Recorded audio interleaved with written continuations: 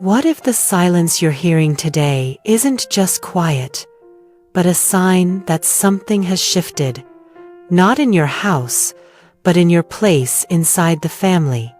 Because there comes a moment in life when you realize you're no longer central, no longer urgent, no longer the first thought, and that realization doesn't arrive loudly. It arrives disguised as patience. How carefully you avoid it. What if this silence isn't temporary? What if this isn't a phase?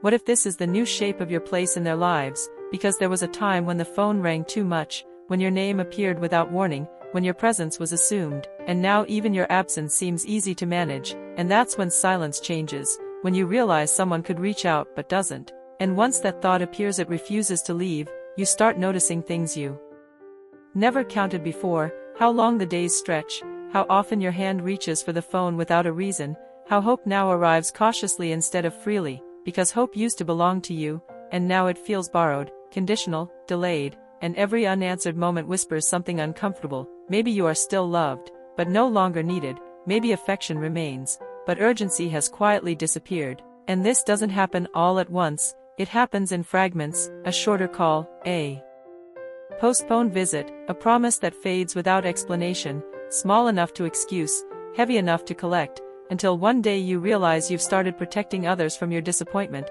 telling yourself they're tired, they're busy, they'll call later, because believing that feels safer than asking what scares you most. What if no one notices that you're waiting? What if no one realizes how much time is passing on your side of the phone? Because waiting changes when it becomes routine. It stops feeling like patience and starts feeling like preparation for being overlooked. And the most frightening part isn't being alone today, it's wondering whether anyone would notice if this silence suddenly broke, because invisibility doesn't begin when people stop loving you, it begins when they stop noticing you, and this quiet you're living with didn't start today, it didn't happen by accident, and until you understand how it began, it will keep pretending it's just silence. A postponed call. A shorter visit. A forgotten photo. At first, you explained it away. They're busy. They'll call later. Life is complicated. You believed them. But the pattern grew. Slowly. Almost imperceptibly. Each small absence stacked on the last until what used to matter became optional. And that is the truth you didn't see before. Invisibility isn't sudden. It's allowed. It's tolerated. It's adapted to. Families adapt without meaning to, and the quiet becomes the new normal. Love is still there, but it changes shape. It becomes polite. Distant. Careful. You're loved, yes. But your presence is negotiable. And the scariest part is that no one says it aloud. No one gives permission. They simply let life flow around you, letting routines silently decide your place. And you adjust too, without realizing it, shrinking to fit the space they've left for you. It feels safe at first, protective even, but safety can be a trap. Because once you accept the silence, it starts to grow. It becomes easier to be overlooked. And then you notice it. The small cues you once ignored. The laughter in another room that doesn't include you. The family decisions made without asking. The calls that never come. And suddenly, what seemed like normal life reveals a pattern. A pattern of absence, repetition, and quiet erosion. And that is why this silence is dangerous. Not because you are unloved, but because the world around you has learned to continue without noticing you. And once you see how this silence was allowed, you'll never hear it the same way again. Plans are formed without checking. Stories are shared without waiting for you. At first, you think it's coincidence. Maybe they forgot. Maybe it's nothing. But the pattern repeats. And then it hits you. You are no longer needed. Your opinion is optional. Your presence is negotiable. And the self-question arrives once, sharply: did I take up too much space? Did I expect too much? That's all you need. The rest is silence speaking louder than words. Love is still there, yes, but distant, polite, measured. And the scariest part isn't loneliness. It's irrelevance. It's realizing your life, your experience, your presence can continue without notice. And as that sinks in, one question cuts through memory and longing and silence alike. If love can exist without need, what is left for you? You stop asking to be included. You shrink to fit the space left for you. It feels safer. Protective even. You tell yourself it's dignity. You tell yourself it's patience. But really, it's survival. Because every time you speak up, every time you push, you risk friction, disappointment, rejection. So you adjust. You smile when plans happen without you. You nod when conversations move on. You say nothing when calls don't come. You learn the art of presence without being seen. And it works, in its own way. People don't notice the tension. They don't notice the absence. Life flows. But inside, you notice. You notice the small gestures you no longer receive. The laughter that doesn't reach you. The decisions made without asking your opinion. And the quieter you become, the easier it is for the world to continue without your voice. And that is the trap. Because adjustment feels like safety, but it's a slow erasure. You start to feel like a ghost in the spaces you once filled. And yet, the danger is not in being unseen, it's in forgetting to see yourself before the world does. You practice kindness. You practice patience. You practice being grateful for the few moments that remain. You practice smiling when you feel invisible. Practice becomes habit. Habit becomes life. And still, there is fear. Fear that this silence will last. Fear that the roles you once played, the influence you once had, the connection you treasured, will dissolve completely without notice. Fear that the love around you is measured carefully, just enough to keep you hopeful, not enough to make you central. And as that fear grows, so does your awareness. Awareness that your adjustment is not just personal. It is a response to a pattern. A pattern of absence. A pattern of omission. A pattern that has been allowed, repeated, normalized. And that realization sharpens every moment. The silence isn't accidental. The emptiness isn't random. Every omitted call, every forgotten visit, every decision made without asking has built this rhythm. And now you understand that survival requires more than patience. It requires observation. It requires noticing the ways life moves around you. Because if you don't, the adjustment becomes permanent, and the emptiness becomes your life. And yet, even in this stillness, even in this silent strategy, you find small victories. A smile returned. A phone call that finally arrives. A shared memory remembered. These are tiny, but they matter. And as you carry this resilience, a question forms. A question that will pull you forward into what comes next. How long can you protect yourself with silence before the world forgets to notice it all? Still matters. And the waiting becomes routine. Morning. Afternoon. Evening. The clock ticks. The phone sits silent. You check it again. And again. Each unanswered moment stretches longer than the last. At first, it feels like patience. Politeness. A small act of self-restraint. But over time, this anticipation fills hours you don't notice. It occupies space you once used for action, for laughter, for presence. And still, you wait. You wait for calls that may never come. For visits that may never happen. And with each absence, your hope becomes fragile, careful. You measure it. You ration it. You protect it. Because hope is dangerous when ignored. And yet, that very hope keeps you tethered. It keeps you reaching. It keeps you trying. But the fear becomes sharper. Not fear of being alone. Not fear of being unseen. Fear of routine. Fear that the hours spent anticipating, measuring, and waiting will become the life you remember, not the life you actually live. And your mind notices patterns. You see the rhythm. The postponed call. The forgotten event. The short visit. Subtle signals. Not cruelty. Not neglect. Adaptation. But how much of life can slip away unnoticed while we wait? And in this stillness, you start to see yourself differently. Not absent. Not irrelevant. Not forgotten entirely. But optional. Negotiable. Measured. And that realization builds quiet tension. The tension of unspoken need. The tension of absence tolerated. The tension of time that flows without notice. And still, you anticipate. Because hope persists. And in the persistence, you notice something else. Small signs of connection. A message that arrives late. A visit that finally happens. A memory recalled. And those moments sharpen the longing, make the absence around them heavier. You understand then that waiting is not neutral. It shapes you. It teaches you. It trains you. And you wonder how long you can wait before the waiting itself becomes your life.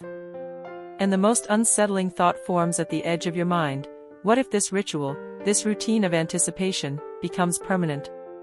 What if your life, measured in pauses and absence, passes without anyone ever realizing it? And that question lingers as you move forward into the next chapter, because once you see how waiting can shape a life, you can never see the same silence the same way again. Hush. It leaks. Call by call. Week by week. Expectation by expectation. You feel it the first time a birthday passes quietly. No message. No explanation. Just a date that learns how to end on its own. And that's when something shifts. You don't stop asking because you don't care. You stop asking, and no one notices you stopped. You don't stop reminding to be strong. You stop reminding because the silence already answered. That's the real cost. Not being ignored. But discovering your absence fits too easily. Slowly, you begin editing yourself. Shorter messages. Smaller needs. Fewer invitations to matter. Not out of anger. Out of efficiency. Because the world rewards what doesn't interrupt it. And here's the part no one prepares you for. Silence doesn't erase you all at once. It teaches you how to shrink until there's less to miss. Until one day, life moves forward without checking for your shape first. And it doesn't feel cruel. It feels normal. This isn't about being forgotten anymore. It's about what disappears from you while you wait to be remembered. And once you see that happening, you can't unsee it. What will happen if nothing changes? You notice how often your name stays unspoken. How plans are made without checking if you're part of them. How love still exists, but no longer requires your presence. And that's when awareness stops being gentle. Because now you understand something uncomfortable. This wasn't sudden. This wasn't accidental. It was allowed. Not through cruelty. Through adaptation. You remember when calling first felt natural. When speaking didn't feel like interruption. When your presence didn't need permission. Awareness forces a comparison. And comparison is merciless. You replay small choices. The call you didn't make. The message you erased. The visit you postponed because it felt unnecessary. And then the realization tightens. No one asked you to disappear. But the silence stayed, because it learned you would live with it. That's when awareness becomes dangerous. Because now you see the pattern clearly. And patterns demand a response. You can't call this coincidence anymore. You can't wait without choosing. Before, you were adapting. Now, you're deciding. And that decision is terrifying. Because choosing visibility means risk. It means rejection. It means discovering whether the silence was temporary or intentional. But choosing silence has a cost too. Not loneliness. Not regret. Becoming so adjusted to absence that you forget how to re-enter your own life. Awareness brings you to that edge. And it doesn't push. It doesn't comfort. It waits. Because once you know what's happening, doing nothing is no longer neutral. And that's where this story moves next. Not toward blame. Not toward anger. But toward the moment where waiting ends. And something has to answer back. Interrupts a pattern that has gone on too long. At first, it feels wrong. Not because it is. But because you've been trained to be easy. To be understanding. To be patient. To be grateful for whatever remains. Resistance begins when you stop doing one small thing you used to do automatically. You stop softening your voice. You stop apologizing before you speak. You stop making your needs sound optional. And that feels dangerous. Because you're no longer managing other people's comfort. You're testing whether your presence still holds weight. This isn't about confrontation. There are no speeches. No accusations. Just a shift. You let a message go unanswered, not out of spite, but out of honesty. You say what you actually mean, not what fits best. You show up without shrinking the edges of yourself. And something happens. The silence reacts. Sometimes it pulls back. Sometimes it hardens. Sometimes it reveals itself completely. That's the risk. Because resistance doesn't guarantee reunion. It guarantees clarity. You discover who adjusts when you stop bending. Who reaches when you stop reaching first. Who notices when you stop making yourself convenient. This is the moment where many people retreat. Not because resistance failed. But because the truth arrived faster than expected. Because clarity is heavier than hope. Hope lets you imagine. Clarity forces you to see. And seeing changes how you stand.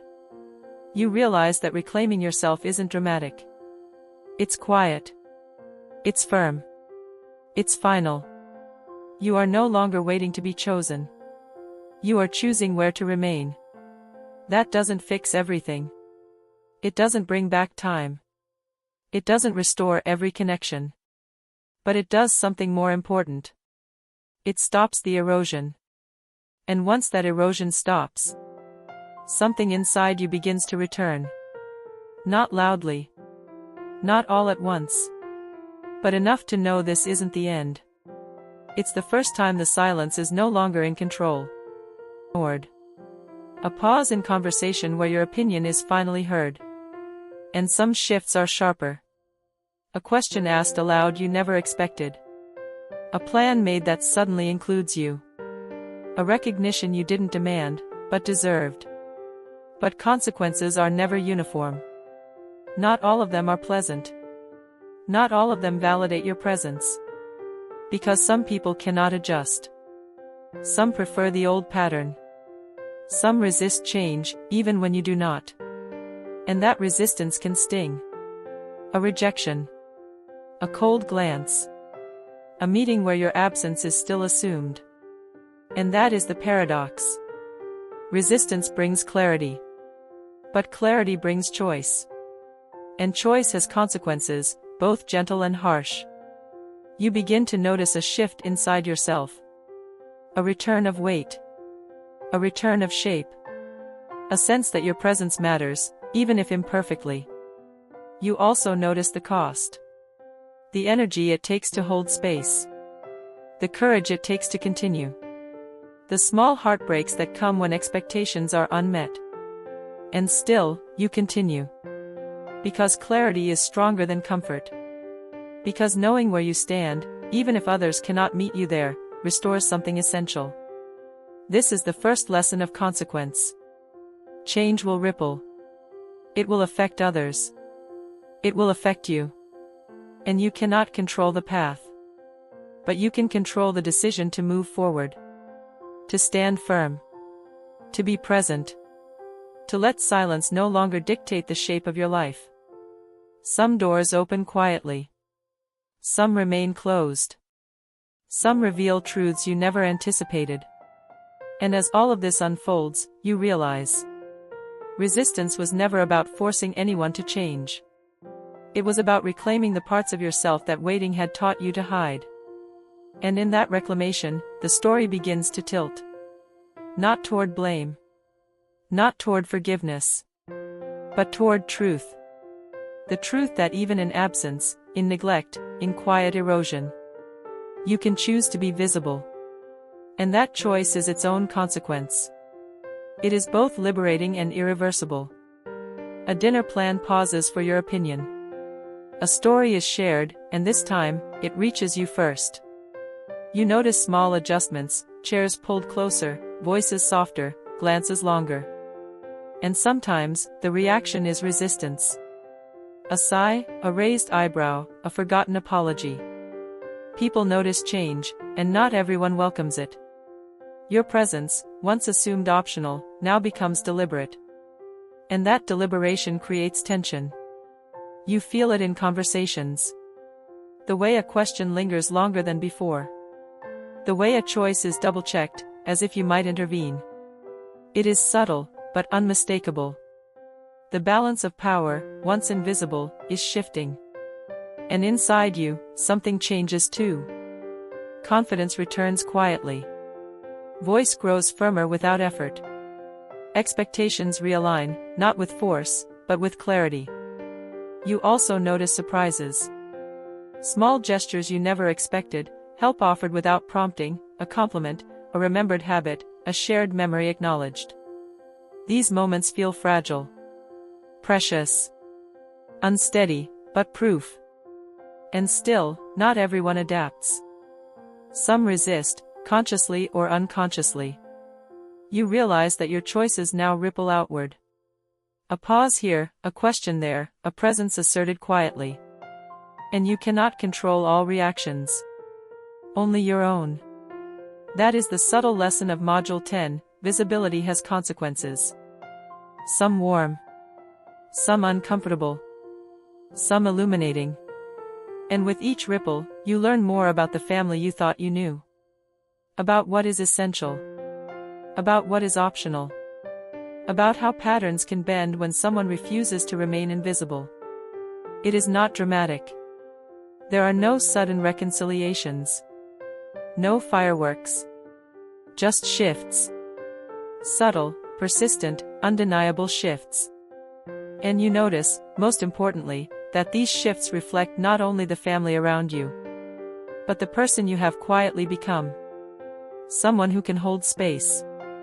Someone who can be seen. Someone who is no longer silent. And in this quiet reshaping, you begin to understand the truth that will carry into the next chapter. Being visible is not about demanding attention. It is about claiming it. Firmly. Without apology. Because once that claim is made, the dynamics can never be the same. Remembered. A space is left open for you, not out of obligation, but out of recognition. And that feels good. Quietly powerful. A confirmation that your presence matters. But not everyone adapts. Some resist. Some shrink in response to your emergence. A glance avoids yours. A comment feels sharper than intended. A plan moves forward without including you. And that creates tension. Subtle, persistent tension that lives in the pauses, the silences, the little choices. You start noticing it. Every adjustment you make sends ripples. Every boundary you assert creates waves. Some gentle. Some jarring. And the emotional cost is real. It can sting. Even when the change is necessary. Even when it's right. Because recognition cannot erase the years of quiet absence. Because reclaiming your space often exposes gaps and fractures you didn't fully see before. You feel the complexity of relationships. The push and pull of affection, habit, and expectation. The mixture of gratitude and unease. And you realize something essential: being visible does not mean being welcomed without consequence. Some people celebrate you. Some people resist. And the ones who resist teach you as much as the ones who embrace. They show the limits of patience, the edges of old routines, the strength of your boundaries. And you notice a new rhythm forming. A rhythm where your choices are acknowledged. Where your voice carries weight. Where your presence cannot be ignored, even when it is uncomfortable. And that discomfort is necessary. It signals that change is real. That growth is happening. That inertia is breaking. You understand that relationships will never return to their old patterns. They cannot. Because the person who was silent is no longer silent. The one who adapted quietly is now asserting presence. And that assertion changes the family dynamic forever. And in that realization, a deeper emotion emerges. Not triumph. Not victory. But clarity. Clarity about your worth, your place, and the consequences of being truly seen. And this clarity carries you into the final chapter, where the story of absence, patience, and resistance comes to its conclusion. Where choices ripple, and the echoes of visibility finally settle. You notice the difference first in yourself. The small tremor of confidence that lingers when you speak. The way your voice carries without apology. The edges of your presence no longer shrink to fit expectation. You exist fully, deliberately, undeniably. Family notices too, in subtle ways. A chair left slightly pulled closer. A story told with your name included. A glance held longer. Not every change is dramatic. Not every gesture is intentional. But together, they form a rhythm that could not exist before. And yet, you also understand imperfection. Some resist, still. Some adjust slowly, cautiously, or not at all. And that is their choice. Your responsibility ends where your presence begins. The cost of waiting, the erosion of silence, the lessons of resistance, all remain. They have shaped you. They have taught you boundaries, strength, and clarity. You have learned the patterns of absence, the ways hope stretches, the consequences of visibility. And now, you carry them forward, quietly, firmly. There is gratitude in recognition. There is humility in the gaps that remain. There is power in claiming space without forcing it. And there is peace in knowing that waiting, adapting, and reclaiming were never wasted. They were preparation. This is not a perfect ending. It is a human one. A life reclaimed slowly, thoughtfully, without rushing. A life that understands presence and absence, love and distance, patience and urgency. And most importantly, it is a life that can be seen. Truly seen. Not for what was missed. Not for what was overlooked. But for who you are, finally, unshrinkable, fully present, undeniably yourself. And in that presence, the story rests. Not quietly forgotten. Not erased by absence. But remembered, respected, and lived.